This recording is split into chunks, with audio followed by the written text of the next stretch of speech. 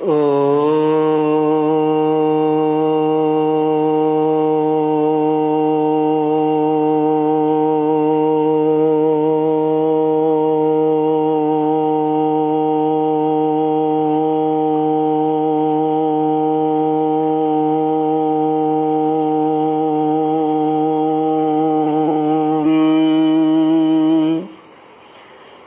गुरुचरण कमलेभ्यो नमः। श्री गणेशाय नमः। श्री सरस्वत्यै नमः। श्री विष्णवे नमः। श्री कृष्ण गोविंद हरे मुरारी, हे नाथ नारायण वासुदेव। श्री कृष्ण गोविंद हरे मुरारे, हे नाथ नारायण वासुदेव। हे नाथ नारायण वासुदेव। हे नाथ नारायण वासुदेव। हे नाथ नारायण वासुदेव। श्री कृष्ण गोविंद हरे मुरारे, हे नाथ नारायण वासुदेव। ओम नमो भगवते वासुदेवाय। ओम नमो भगवते वासुदेवाय। ओम नमो भगवते वासुदेवाय। ओम नमो भगवते वासुदेवाय। ओम नमो भगवते वासुदेवाय। कृष्णाय वासुदेवाय हरये परमात्मने प्रणतक्लेशनाशाय गोविन्दाय नमो नमः। कृष्णाय वासुदेवाय हरये परमात्मने प्रणतक्लेशनाशाय गोविन्दाय नमो नमः। सच्चिदानन्दरूपाय विश्वोत्पत्त्यादिहेतुवे तापत्रयविनाशाय श्रीकृष्णाय वयं नमः। श्रीकृष्णाय वयं नमः। सच्चित आनंद स्वरूप परमात्मा जो सृष्टि के उत्पत्ति, पालन और संहार करता है तथा जीवों के आध्यात्मिक, आदि दैविक, आदि भौतिक तापों को नष्ट करने वाले हैं, अर्थात जीवों के मानसिक, शारीरिक और भौतिक दुखों को दूर करने वाले हैं, उन श्री कृष्ण भगवान को हम नमस्कार करते हैं। श्री कृष्ण गोविंद हरे मुरारे, हे नाथ नारायण वासुदेव। श्रीमद् भागवत पंचम स्कंद पंचमोध्याय श्लोक 19 से। ऋषभ उवाच इदं शरीरं मम दुर्विभाव्यं सत्वं हि मे हृदयं यत्र धर्म पृष्ठे कृतो मे यदधर्मारात् अतो हि मामृषभं प्राहुरार्याः तस्माद् भवन्तो हृदयेन जाता सर्वे महीयान् समामुं सनाभम् अक्लिष्टबुद्ध्या भरतं भजध्वं शुश्रूषणं तद्भरणं प्रजानाम्। श्रीमद् भागवत 5वां स्कंद 5वां अध्याय श्लोक 19 से। ऋषभ जी का अपने पुत्रों को उपदेश देना और स्वयं अवधूत वृत्ति ग्रहण करना। श्री ऋषभ देव जी अपने पुत्रों को उपदेश देते हुए कहते हैं, पुत्रों, मेरे इस अवतार शरीर का रहस्य साधारण जनों के लिए बुद्धिगम्य नहीं है। शुद्ध सत्व ही मेरा हृदय है और उसी में धर्म की स्थिति है।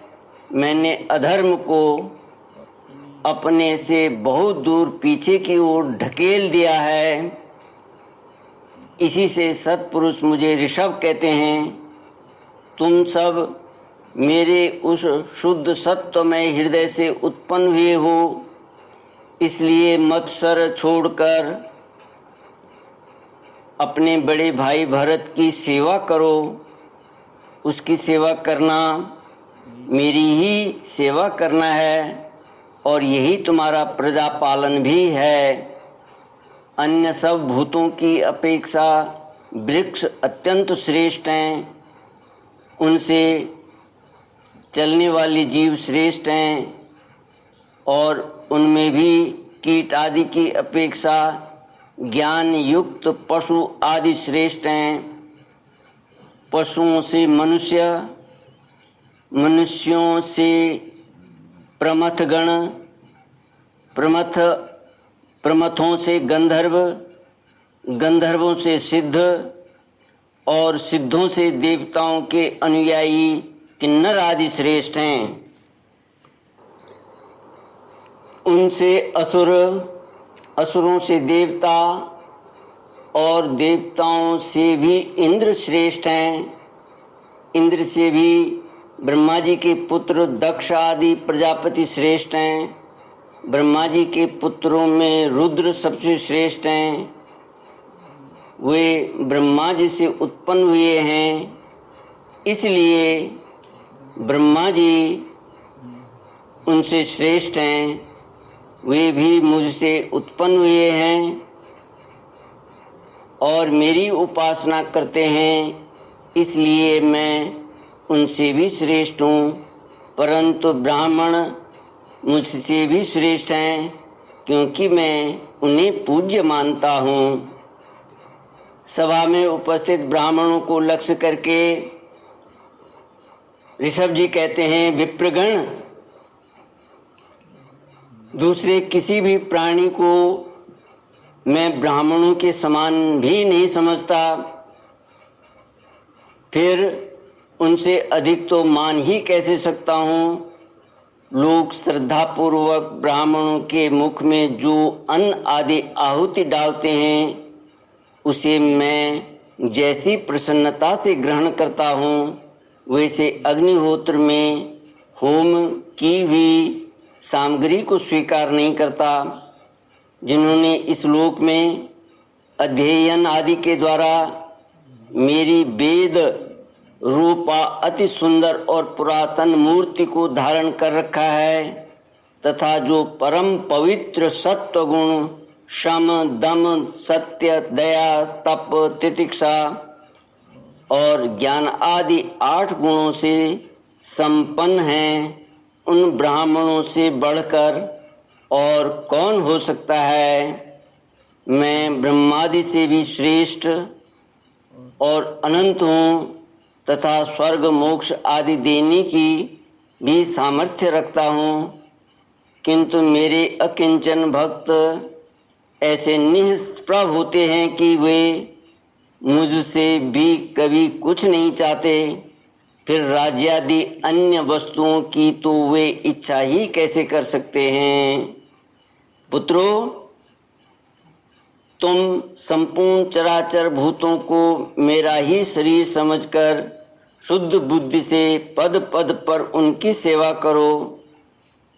यही मेरी सच्ची पूजा है। मन वचन दृष्टि तथा अन्य इंद्रियों की चेष्टाओं का साक्षात फल मेरा इस प्रकार का पूजन ही है। इसके बिना मनुष्य अपने को महामोहमय कालपास से छुड़ा नहीं सकता। श्री कृष्ण गोविंद हरे मुरारे, हे नाथ नारायण वासुदेव। श्री सुखदेव जी कहते हैं परीक्षित जी को, राजन, ऋषभ देव जी के पुत्र यद्यपि स्वयं ही सब प्रकार सुशिक्षित थे, तो भी लोगों को शिक्षा देने के उद्देश्य से महाप्रभावशाली परम सुहृद भगवान ऋषभ ने उन्हें इस प्रकार उपदेश दिया। ऋषभ देव जी के 100 पुत्रों में भरत सबसे बड़े थे।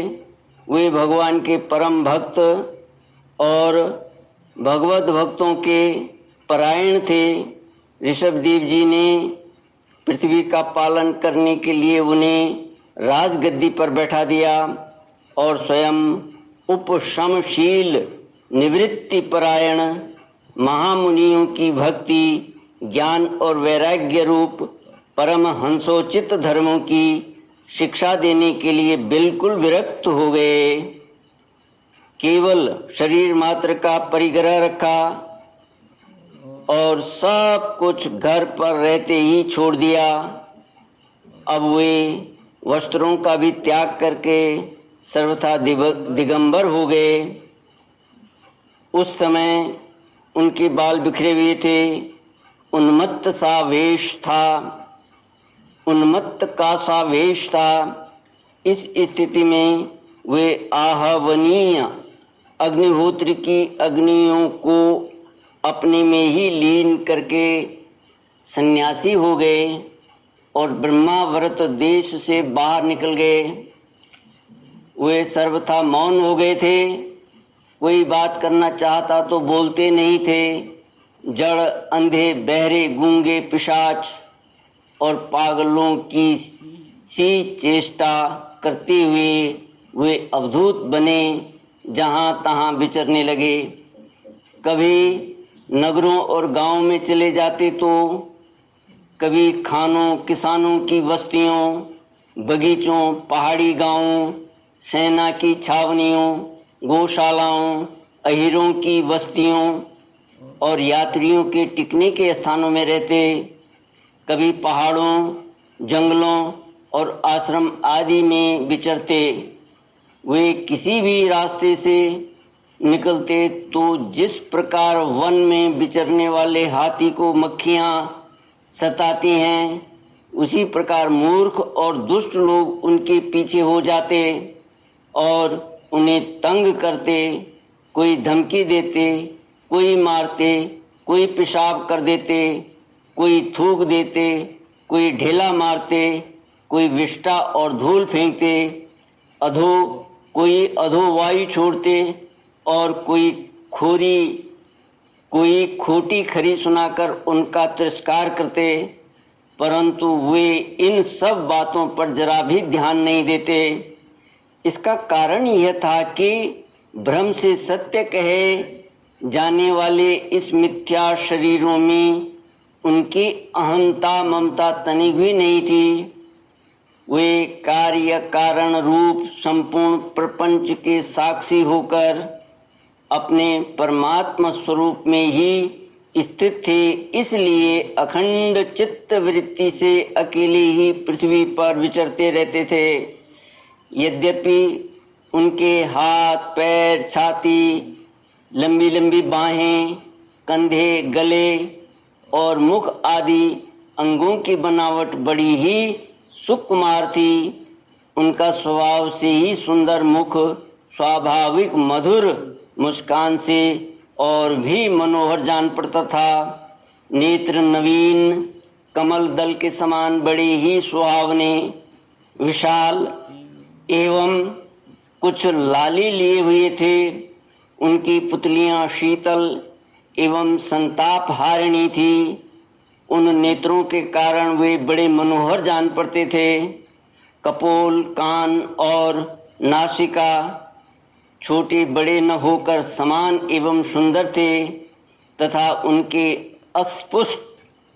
अस्फुट हास्य युक्त मनोहर मुखारविंद की शोभा को देखकर पुर नारियों के चित्त में काम देव का संचार हो जाता था।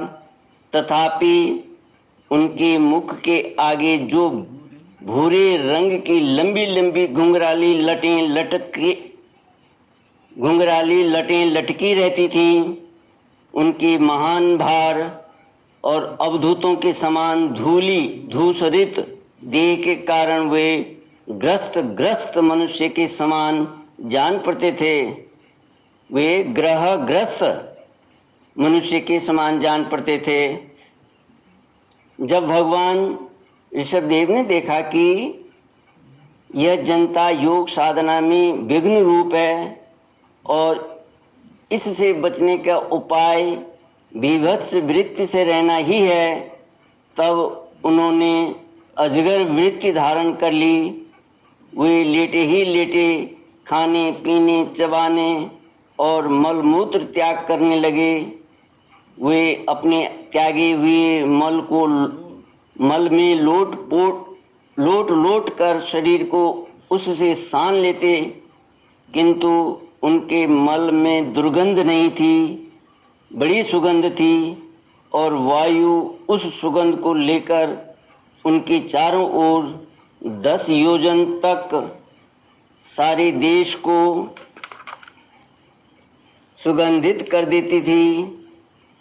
इसी प्रकार गौ, मृग और काक आदि की वृत्तियों को स्वीकार करके वे उन्हीं के समान कभी चलते हुए, कभी खड़े खड़े, कभी बैठे हुए और कभी लेटे लेटे ही खाने पीने और मल मूत्र का त्याग करने लगते।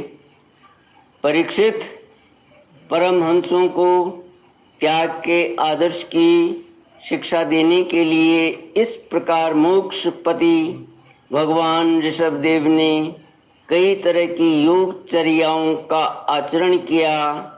वे निरंतर सर्वश्रेष्ठ महान आनंद का अनुभव करते रहते थे। उनकी दृष्टि में निरुपाधि रूप से संपूर्ण प्राणियों के आत्मा अपने आत्मस्वरूप भगवान वासुदेव से किसी प्रकार का भेद नहीं था, इसलिए उनके सभी पुरुषार्थ पूर्ण हो चुके थे। उनके पास आकाश गमन, मनोजवित्व, मन की गति के समान ही शरीर की इच्छा करते ही सर्वत्र पहुंच जाना, इसको मनोजवित्व कहते हैं।